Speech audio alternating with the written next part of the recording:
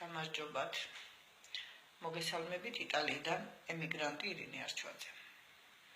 მე ვსაუბრობ ჩემი და ჩემი ემიგრანტი მეგობრების სახელით. ჩვენ ემიგრანტებს ძალიან გვიჭირს საკუთარი შვილების, სტუდენტის შვილების მატერიალურად უზრუნველყოფა. თითოეულმა ემიგრანტმა დატოვა ქვეყანა სწორედ უსახსრობის გამო.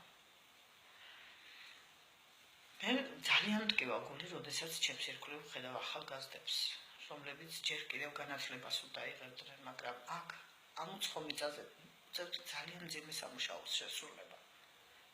ძნელია საუკეთესო წლების ემიგრაციაში გატარება.